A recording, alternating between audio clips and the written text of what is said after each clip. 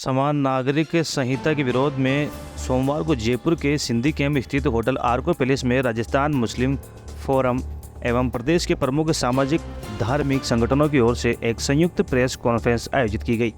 Press conference के दौरान वक्ताओं ने कहा कि भारत विश्व का सबसे बड़ा लोकतंत्र है एवं इसका संविधान अपनी विशेषताओं के कारण विश्व में आदर्श संविधान की हैसियत से पहचान रखता है। भारत में विभिन्न धर्म, जाति, संस्कृति एवं भाषा बोलने वाले लोग सदियों से एक साथ रहते आए हैं। यही वजह है कि संविधान निर्माताओं ने संविधान बनाते समय इस स्पिरिट को सामने रखा और अनेकता में एकता भारत की विशेषता के ध्येय वाक्य को खूबसूरती के साथ संविधान में समाहित किया।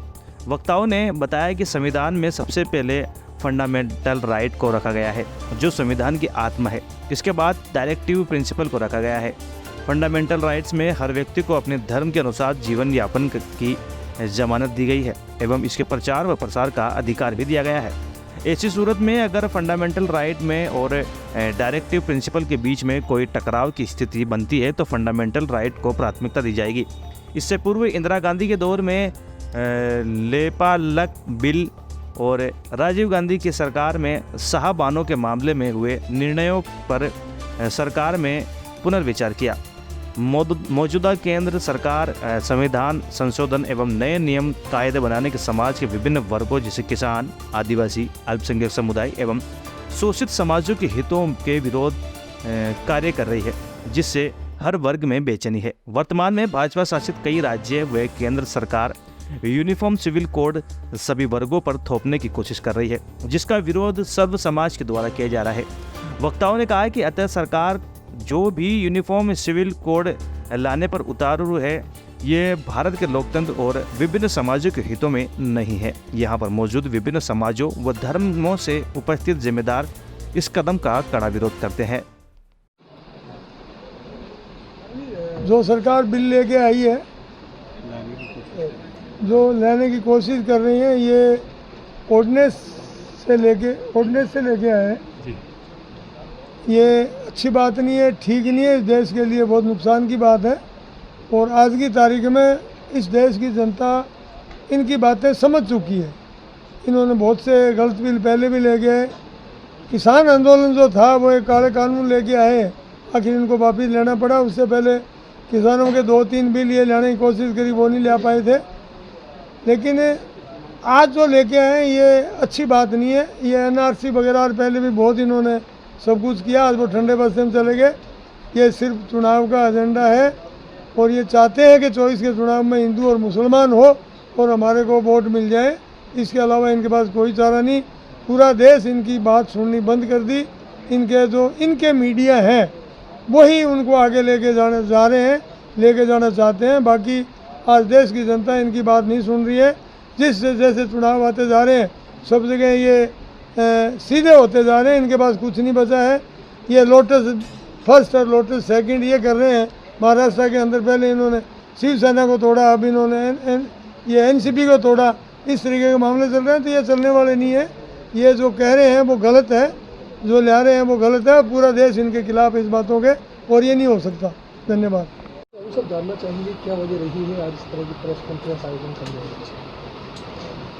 वजह ये रही है कि इलेक्शन का ज़माना करीब है और केंद्र सरकार और बहुत सी राज्य सरकारें यूनिफॉर्म सिविल कोड का मसला जो नॉन इशू है उसको इशू बना करके पेश किया जा रहा है।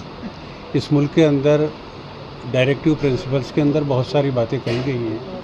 उसमें लोगों को शिक्षा का अधिकार जो है उसके बारे में कहा गया है। लोगों के दरमियान में जो है आर्थिक विषमता जो है उसको ख़त्म करने की बात कही गई है।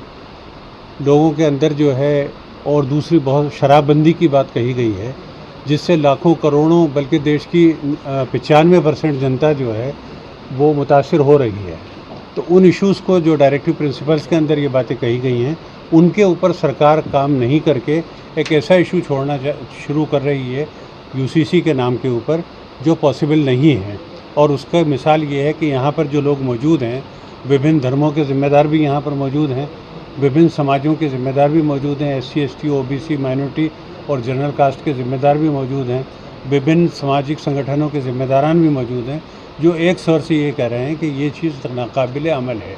लिहाजा जो चीज़ नाकाबिल अमल है उसको ज़बरदस्ती लोगों के ऊपर थोपना ये किसी भी लिहाज से देश हित में नहीं है।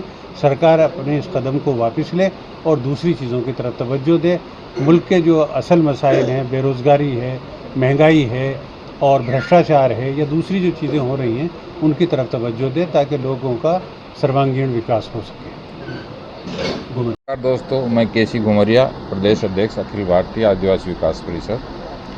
दोस्तों, ये कॉमन सिविल कोड है, ये मुद्दा पहले भी उठा है और जो है चौहान साहब के नेतृत्व में लॉ कमीशन ने कहा था कि इसकी ज़रूरत नहीं है, ये डिज़ायरेबल भी नहीं है और ये पॉसिबल भी नहीं है, इसकी फिजिबिलिटी भी नहीं है।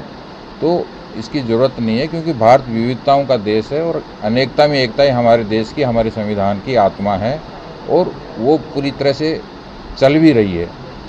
अब ये है कि मेन मुद्दे जो हैं, महंगाई, बेरोज़गारी है और जो है इतना जो है तरह तरह की समस्याएं देश के सामने हैं, उनको डाइवर्ट करने के लिए ये मुद्दा उठाया गया है और कैसे पोलराइजेशन किया जाए हिंदू मुस्लिम भावना भड़का के। तो इसकी ज़रूरत नहीं है। हमारा देश अनेकताओं का देश है और ट्राइबल्स के जो कस्टमरी लॉ हैं वो भी इससे डिस्टर्ब होंगे। इवन एससी के और दूसरे समाज के जो रिवाज हैं, जो भावनाएं हैं, वो आहत होंगी। तो होना ये चाहिए कि इस तरह का मुद्दा एक ब्लूप्रिंट बनना चाहिए, उस पर साल, 2 साल, 1.5 साल डिबेट होना चाहिए, एक्सपर्ट लोगों की राय लेनी चाहिए, कमेटियां बननी चाहिए, एसटी की अलग कमेटी बने, एससी की अलग बने, मुस्लिम्स की अलग कमेटी बने, वो स्टडी करें और फिर वो सुझाव दें कि क्या संभव है, क्या नहीं है और क्या सेफगार्ड होनी चाहिए जिससे कि उनकी भावनाएं आहत नहीं और हमारी एकता जो है उस पर भी प्रभाव नहीं पड़े, देश में भी एकजुटता रहे। तो ये एकदम से सपना लेके और जो है कॉमन सिविल कोड लाने वाली बात कही जा रही है, ये बिल्कुल भी संभव नहीं है और व्यवहारिक नहीं है। हम इसका विरोध करते हैं और मैं समझता हूँ कि हमारी जो मेन समस्याएं हैं, जो है सबको शिक्षा का अधिकार मिले, सबको रोज़गार मिले, सब भाईचारे से रहें, देश उन्नति करे, उस पर ध्यान देने की ज़्यादा ज़रूरत है। जो संपदा है वो कुछ हाथों में सिमटती जा रही है और जो इनडायरेक्ट रूप से एसटी, एससी, ओबीसी, गरीब लोगों के जो रोज़गार हैं, जो रिजर्वेशन है, उसको ख़त्म किया जा रहा है। उन चीज़ों को ध्यान देने की ज़रूरत है और आम आदमी को आगे बढ़ाने की ज़रूरत है, बजाय हमको आपस में तनाव पैदा करने की। तो मैं निवेदन करूँगा कि जो है इस तरह की चीज़ों को रहने दिया जाए और जो ज़्यादा प्रायोरिटी की चीज़ें हैं, जो डायरेक्टिव प्रिंसिपल्स में कही गई हैं, उनको पहले प्राथमिकता दी जाए। इसमें कॉमन सिविल कोड के लिए सेक्शन 44 में स्टेट विल इंड्योर, केंद्र जो है प्रयास करेगा, वर्ड यूज हुआ है, ये नहीं कि केंद्र को ये करना है, प्रयास करेगा कॉमन करने का। लेकिन इससे पहले जो प्रायोरिटी उन पे तो हम करें, इसके बाद में इस पर डिबेट करें, एक्सपर्ट्स की राय लें और फिर जो निकल के आता है उस पर चर्चा की जाए, पार्लियामेंट में लाया जाए।